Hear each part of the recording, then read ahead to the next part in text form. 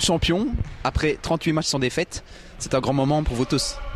Oui, je pense qu'aujourd'hui, là, c'est un grand moment en tant que sportif, voilà, de se dire déjà que c'est une finale aujourd'hui, on a gagné, donc peu importe à voir ce qui s'est passé durant la saison, mais voilà, 38 matchs, 38 victoires, on va dire match officiel cette année-ci, c'est incroyable. Je pense qu'à tout niveau, c'est assez rare. Même si ce n'était pas un grand match aujourd'hui, on a vu une très grande intensité défensive. Était-ce là le point le plus important ? C'est certain que c'est le point le plus important encore une fois aujourd'hui, ça a été hier le cas aussi, donc voilà, je pense que c'est l'équipe qui a le plus envie de défendre qui gagne. On a vu la première du finale, le score je pense c'est 85-93, quelque chose comme ça. Nous on n'a pas besoin de marquer 90 points pour gagner un match. On avait aussi un grand collectif. Je pense que ça a été notre arme pendant toute la saison, et puis on a essayé de garder toujours cette constance collective durant toute la saison, parce que voilà, on a vu Mons hier avec des individualités, aujourd'hui on a vu Anvers qui a essayé de tirer le match avec un ou deux joueurs, mais face à nous, voilà, on est trop bien ensemble, donc y a pas moyen. Merci Maxime.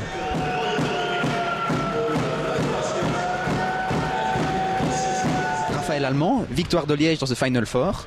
Une demi-finale et une finale qui ont cependant été plus difficiles que durant la plupart des matchs cette saison. Bah ouais, mais bon, Final Four, tout le monde donne tout ce qu'il a. C'est à élimination directe, donc ça se joue sur un match.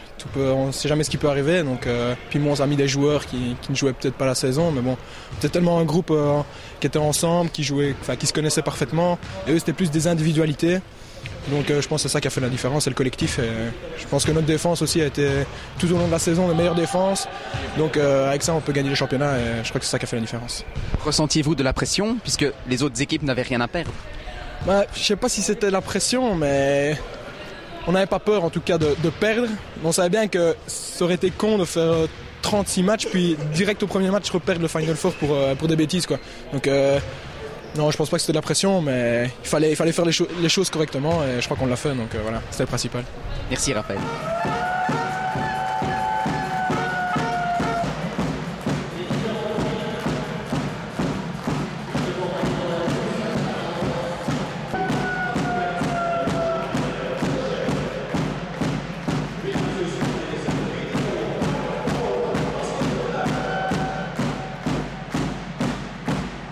Frédéric Wilmot, félicitations. Peux-tu nous faire un petit bilan de cette saison ?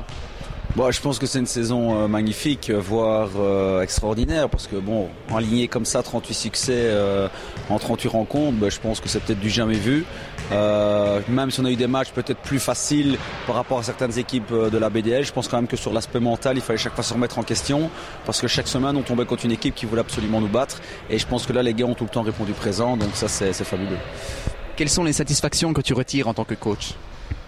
Je vais dire les satisfactions au-delà de la victoire finale. Je pense que les plus grosses satisfactions sont sur le plan humain, parce que j'ai eu un groupe fort réceptif, j'ai eu un groupe avec des différences d'âge parfois importantes, et malgré ça il y avait un respect profond entre les joueurs, il y avait un respect des consignes, et je pense que ma plus grosse satisfaction elle est peut-être là. Je pense vraiment que ce groupe, je ne changerai aucun joueur du groupe de cette année à Liège pour quel que soit un autre joueur d'une autre équipe.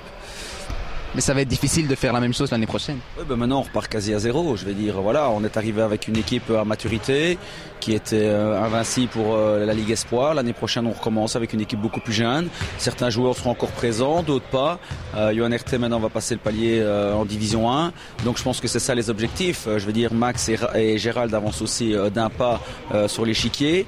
Donc eux joueront peut-être encore de temps en temps en BDL, mais plus systématiquement. Donc ça dépendra un peu de leur temps de jeu en Division 1. Mais je veux dire, c'est les objectifs. Maintenant, l'année prochaine, il faut s'attendre avec une équipe beaucoup plus jeune à avoir vraiment difficile à gagner un match.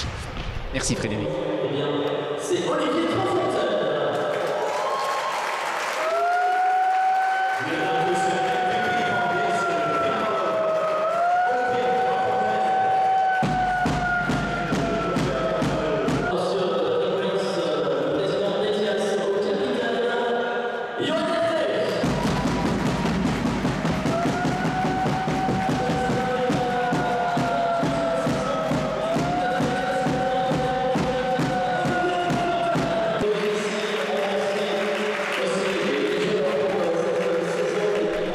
Valeureux, Liégeois, Valeureux, Liégeois, Valeureux, Liégeois.